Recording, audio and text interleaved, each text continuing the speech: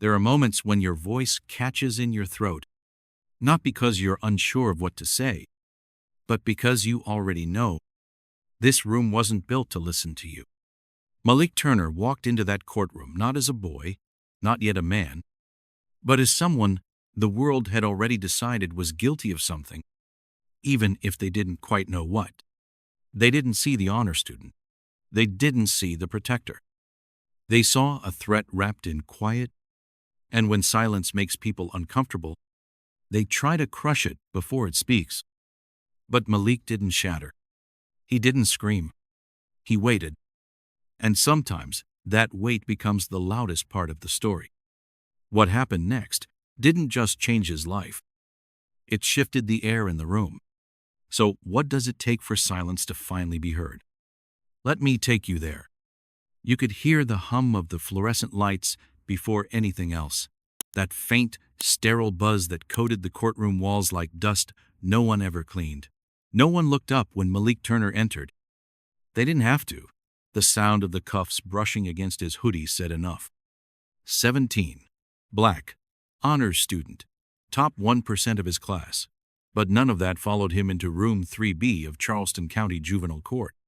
What followed him instead was a thin file labeled obstruction of justice, a scuffed backpack, and the assumption unspoken, but deafening that he must have done something wrong. The bailiff didn't announce his name, the judge didn't make eye contact. And the officer standing just 3 feet from him, Craig Danner, late 40s, stiff spine, badge tilted just so, was already halfway through his testimony before Malik had even sat down. The charge? Interfering with a lawful arrest? The setting? A sidewalk outside a neighborhood grocery store. The truth? It never made it past the threshold. I gave a lawful command. He refused, got agitated, put himself between me and a suspect. I felt threatened. I restrained him, Danner recited, voice like a traffic report, almost bored. The courtroom nodded in quiet choreography, the way people do when the ending of the story already feels decided.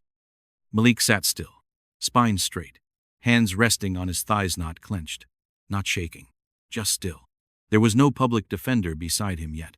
Some clerical delay, they said. Just a few minutes. He'd be fine. He'd be fine. The judge, Harlan Reed, tapped his pen twice and looked over his glasses, not at Malik, but somewhere above his left shoulder, as if even seeing the boy was too generous an act.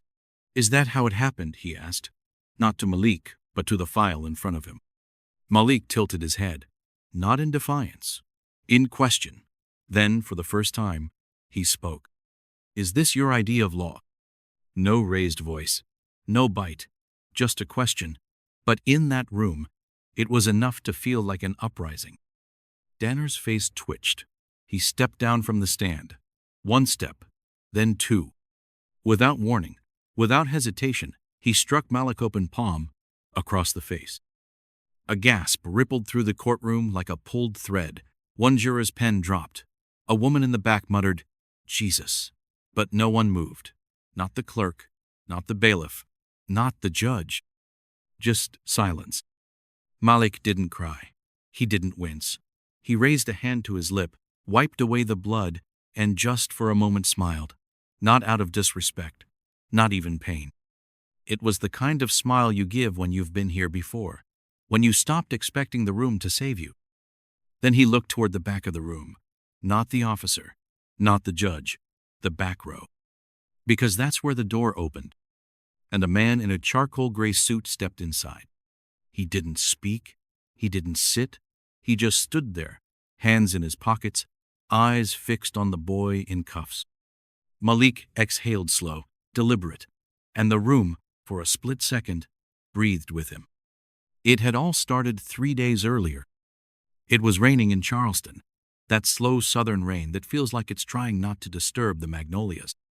Malik had just left his after-school robotics club, earbuds in, hoodie up, when he saw the commotion. A man older, barefoot, confused, was being pushed against a wall by 2 officers. "Don't resist!" one shouted. The man didn't seem to understand. He was mumbling, pointing at the sandwich in his hand like it was the only thing keeping him grounded in this world. Malik didn't pull out his phone. He didn't yell. He just walked forward and held out his hands between them. "He's not doing anything," he said gently. "He's scared." Officer Danner turned, chest heaving. "You need to step back," he barked. "He's not resisting," Malik repeated. "Please." That's when the cuffs went on. Not on the man, on Malik. "Interfering," Danner snapped. "Obstruction. You want to be part of it? Now you are." The witnesses to bystanders with grocery bag shad started recording too late. They caught the cuffs, not the kindness.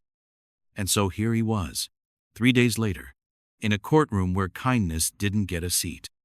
The public defender finally arrived, Erin Malloy. Late, flustered, apologizing under her breath. She knelt beside Malik, trying to assess the damage, legal and otherwise. But Malik just whispered, "They already know who I am." She glanced at him. His cheek was red, but his voice wasn't trembling. His breath wasn't ragged. It was as if the worst part had already happened long before the slap. She noticed a chain around his neck, barely visible beneath his collar. It glinted for a second.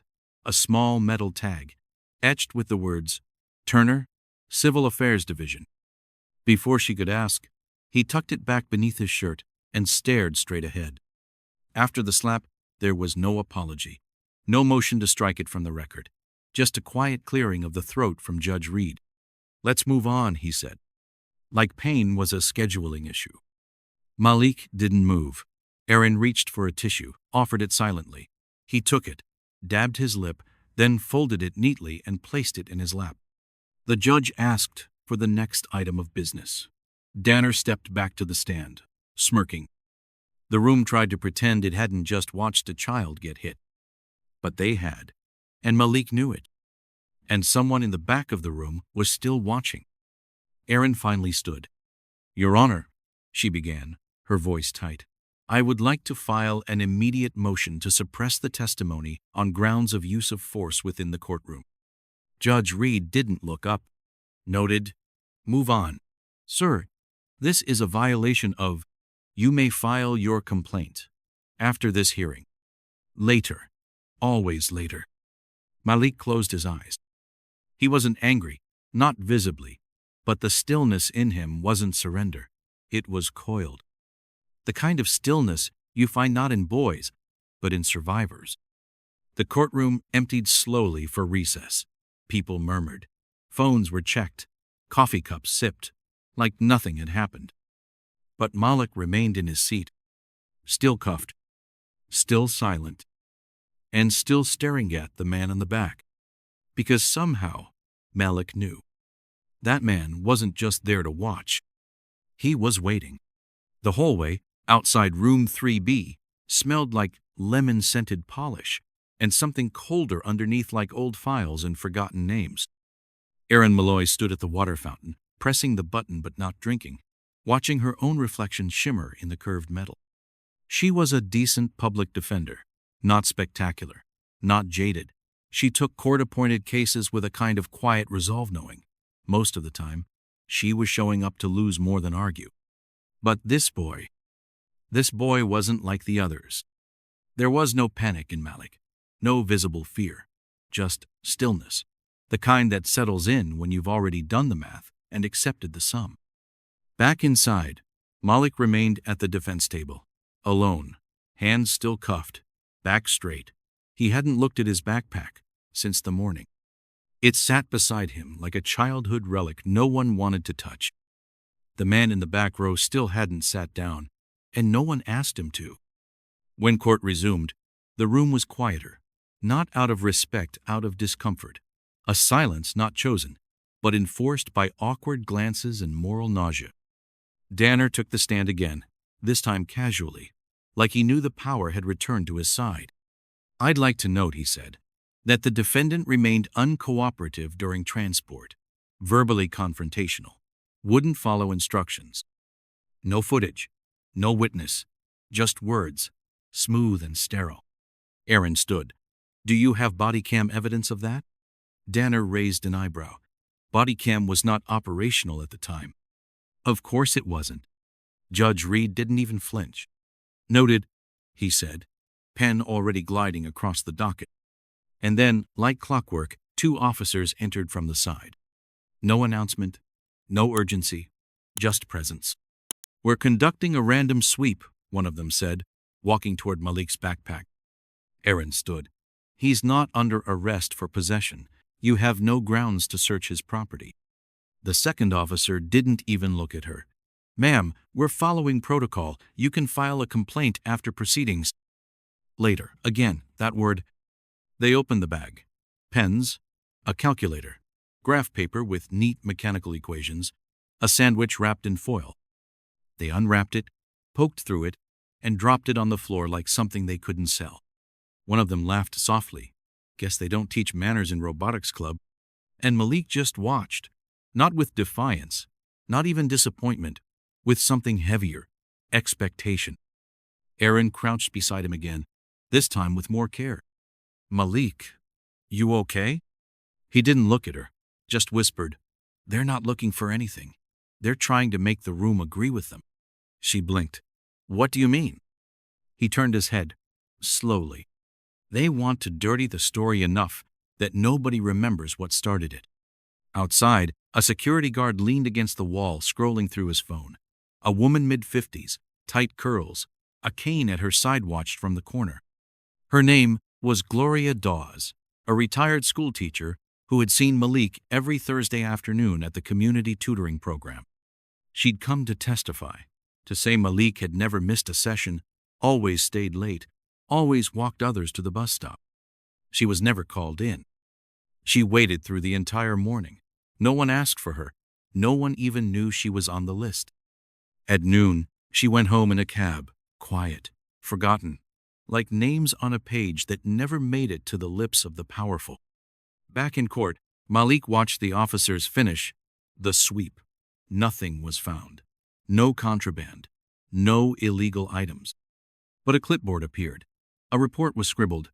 Subject displayed suspicious behavior. Case note filed. Filed.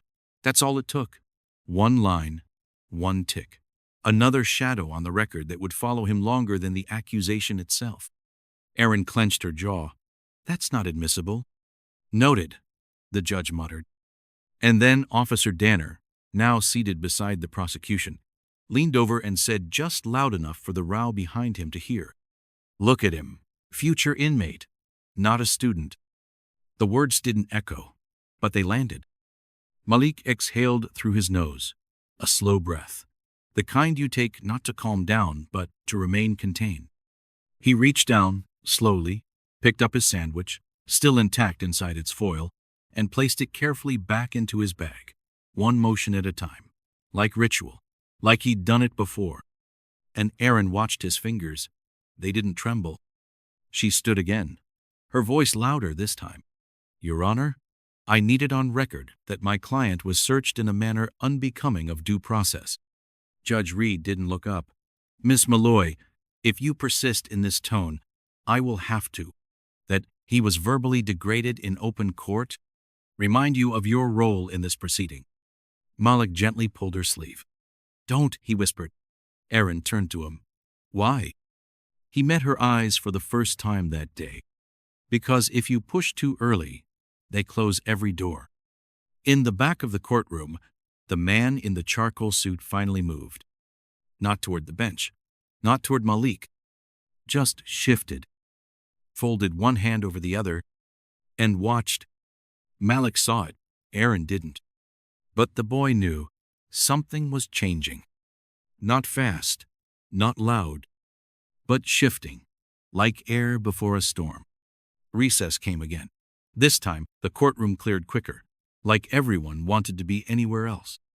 Aaron stayed beside Malik. The cuffs had left faint red circles around his wrists. He rubbed one absent-mindedly. "I don't get it," she said. "Get what?" "Why, you're not fighting harder." He tilted his head. "I am," he said. "You're just not used to seeing it this way." She looked down at his folder. Bare. No priors. No school violations. A scholarship essay with the title, "Building Something That Stays." She'd read it.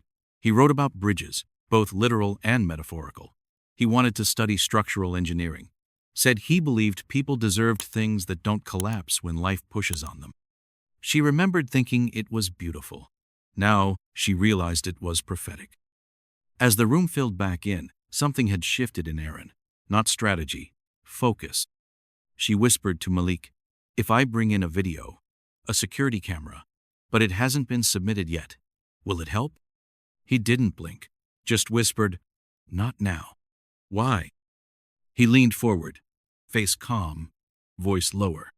"Watch the man in the last row."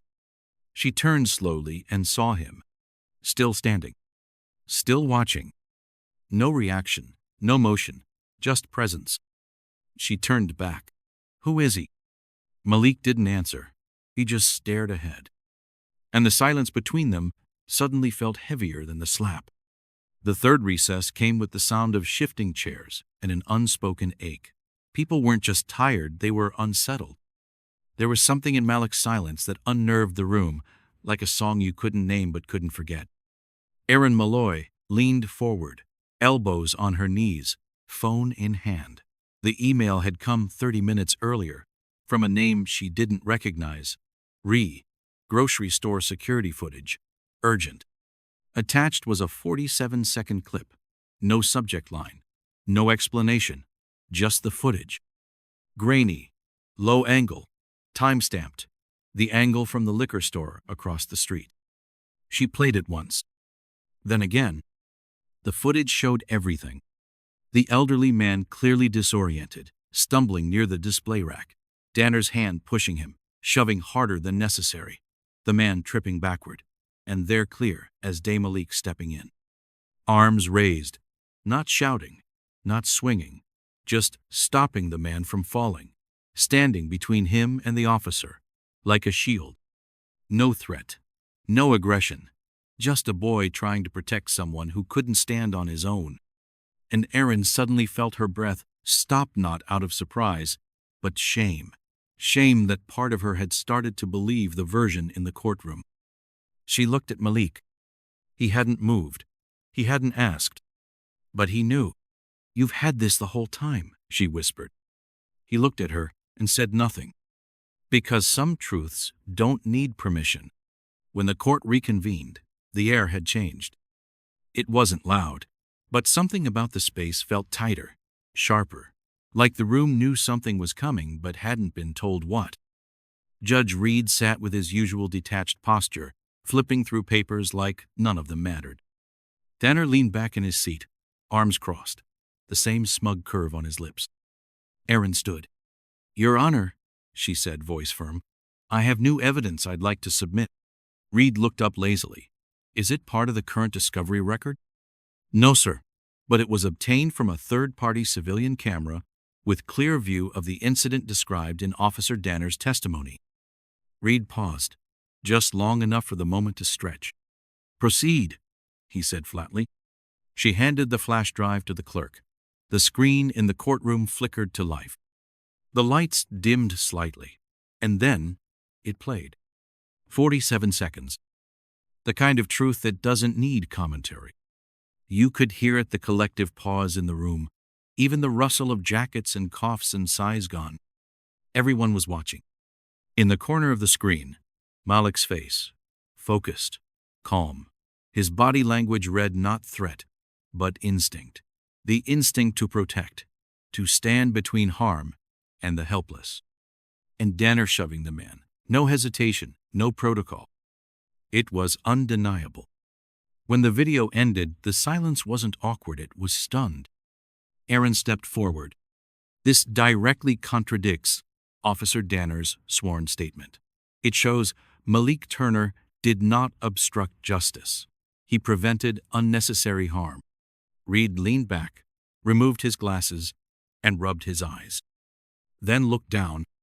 "Unverified footage," he said. "Dismissed." Just like that. No deliberation. No acknowledgement. As if the truth had just knocked on the door and he'd slammed it shut with one word. You could hear it, the air shifting. Not dramatically, but deeply. A kind of heartbreak so slow it didn't cry, it sighed. Erin froze. So did the jury, the clerk, even some of the spectators. And Danner? He smiled wider. Then, For the first time since the slap, Malik lifted his head. Not fast, not forced, just lifted. And his voice low, controlled, intimate, broke the silence. "You're not the first to bury the truth," he said, eyes locked on the judge. "But I might be the last to stay buried." He didn't raise his voice, didn't point fingers, but the room felt like it had been hit by a wave. A woman in the second row gasped softly. A young man near the wall clenched his jaw. "And Aaron?" She closed her eyes. Because it was the kind of sentence that didn't just make a statement, it made history. Malik sat down. No more words. The silence returned, but it wasn't the same. It was loaded now, electric. Then something happened. He slid a small folded piece of paper across the defense table, slow and quiet. Aaron picked it up, her fingers trembling just slightly. 3 words. Watch. Don't act. And then, beneath it, barely visible. Not yet. She looked at him. He didn't meet her gaze. But then she noticed it. The watch on his wrist. It hadn't caught her attention before. Plain, black band, unassuming. But as he adjusted his sleeve, she saw it clearly. The side of the digital, face marked by a barely visible blue glint. She'd seen it once before. Issued only to family members of personnel stationed under the Department of Justice's High-Risk Operations Division. 1 tap. Alert. 2 taps. Activate external monitor. And Malik had it. Aaron said nothing, but her pulse quickened. Because this boy who had been treated like a threat was connected to something far deeper than anyone in that room understood. Then she turned, slowly, toward the back of the room. The man in the charcoal gray suit had moved. He was no longer in the last row. He was standing just outside the gallery bar. Still, centered. And everyone, one by one, began to notice. Danner didn't. He was too busy enjoying the dismissal. He leaned forward, placed another folded document on the judge's desk, and said with effortless smugness, "Your Honor, I'd like to add resisting arrest and verbal provocation to the official charges." Reed didn't blink. Charges noted. Added to the record. Like adding condiments to a meal already served. Malik didn't flinch. He leaned back, hands folded, eyes steady. And for the first time, the room wasn't watching a defendant. It was watching a decision. Danner turned to Malik, leaned over the rail, and whispered, "No one's here to save you, boy." He didn't yell. He didn't even gloat. He just said it like a fact, like something so familiar it no longer needed punctuation. And for a second, it felt like he was right. Until a chair scraped. Soft, deliberate, back row. And the man in the charcoal suit stepped forward. Not rushed, not hesitant. With a posture that didn't announce anything but still said, "You're not in control anymore." He walked down the aisle with the weight of someone who had walked down many, just like Itonli never toward his own son. At the front row, he paused, then stepped into the center space, and said 2 words, "I am." The words, "I am," did not echo. They didn't need to. Because the moment they were spoken, the courtroom froze not out of protocol, but instinct. Officer Danner stepped back from the rail. His smirk didn't vanish, not immediately. That kind of arrogance doesn't disappear in a heartbeat. But his eyes flickered, just once. And that was enough. The man in the charcoal gray suit reached into his inside pocket, calmly, like retrieving a pen. Instead, he pulled out a slim leather badge wallet. With a practiced motion, he flipped it open toward the judge and the gallery. Gold glinted.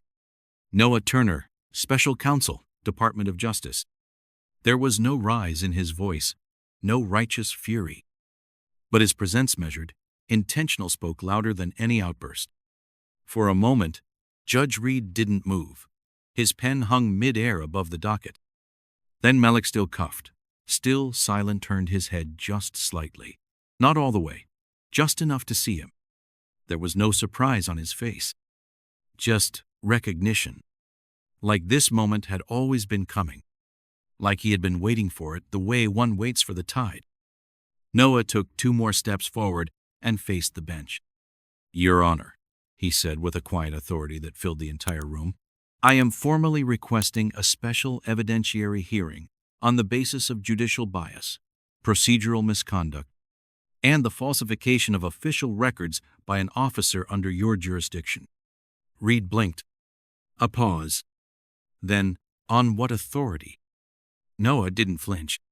"On federal authority," he replied. "You've dismissed verified civilian video as irrelevant. You've allowed an officer to physically assault a minor in your presence and suppressed legal objections to it. And you've sanctioned unwarranted searches with no legal basis." He turned his eyes briefly toward Danner. "Those patterns are not oversight. They're endorsement." You could feel the shift.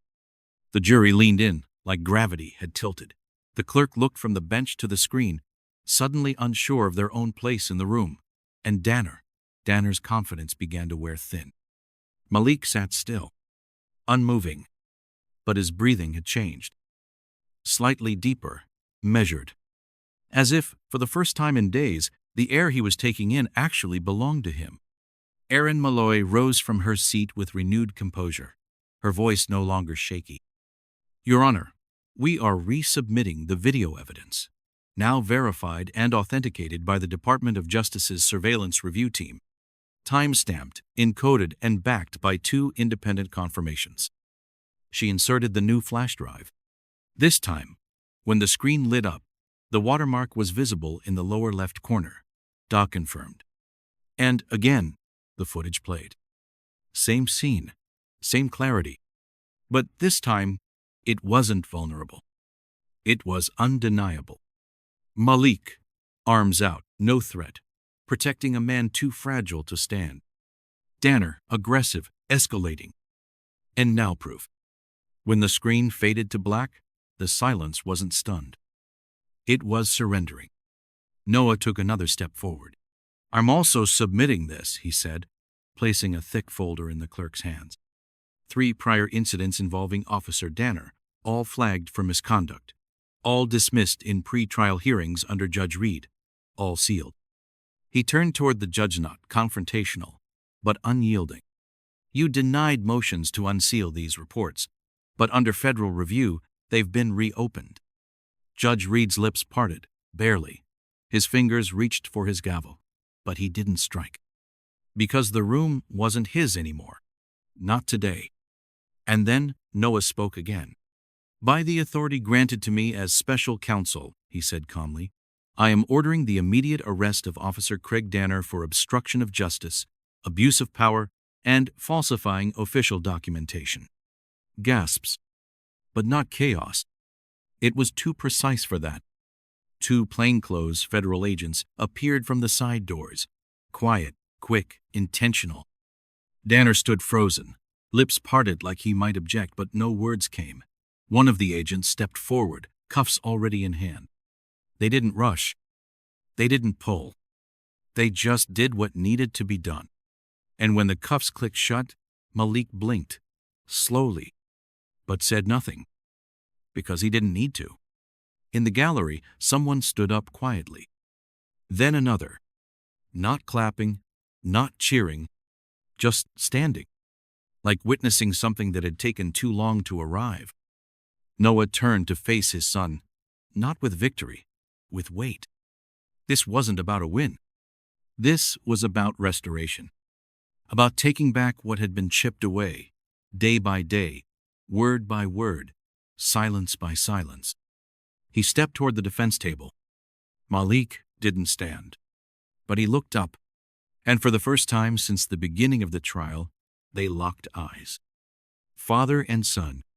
Neither smiled, but something passed between them, wordless, full, whole. A history neither had spoken aloud, a wound neither had dressed, but now acknowledged. Judge Reed sat still. Color drained from his face. His pen lay untouched beside his elbow. No one called recess. No one had to. Because this courtroom, his courtroom, was no longer his. As the agents led Danner out, someone near the gallery lifted their phone. Then another. Then another. But it wasn't spectacle. It was documentation. The world had started watching again. Not because they were told to, but because, for once, it mattered. Malik exhaled. His wrists, still cuffed, rested on the table, but his posture had changed. He no longer looked like a defendant. He looked like someone who had been miscast, finally got to rewrite his own scene. Aaron placed a hand gently on his shoulder. He didn't flinch. He just whispered, "They thought silence meant defeat." She replied softly, "Turns out it meant you were saving your breath for the right moment." By the time the video clip of Officer Danner being let out in cuffs hit the internet, it had already been posted from 5 different angles. Noah Turner's badge, the watermark on the footage, Malik's stillness, the handcuffs, the reversal. Within hours, hashtags trended. Justice for Malik. The silent room. Let them watch. He didn't yell. Local news picked it up by sunset. National coverage by morning. But inside Malik Turner's mind, none of it felt fast.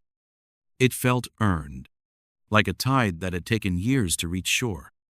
The DOJ launched a formal investigation into Judge Reed's case history within 48 hours. 34 cases were flagged for bias review, 11 involving minors. 3 involving testimonies later found to be false. He stepped down quietly 2 weeks later. No press conference. No explanation. Because sometimes the loudest resignations are the ones that don't need to be announced. The school district reinstated Malik's scholarship recommendations. His robotics coach sent a handwritten letter. The university that had paused his admission decisions reversed the hold and offered him a full ride. But when asked if he was going to accept it, Malik said simply, "I need time, because freedom isn't just walking away from the cage. It's learning to breathe again outside of it." The courtroom where it all happened remained empty for a week. Then a woman in a blue dress unlocked it early one Monday morning. She was the building custodian. She'd been there during the trial, sweeping near the hallway, watching from the shadows.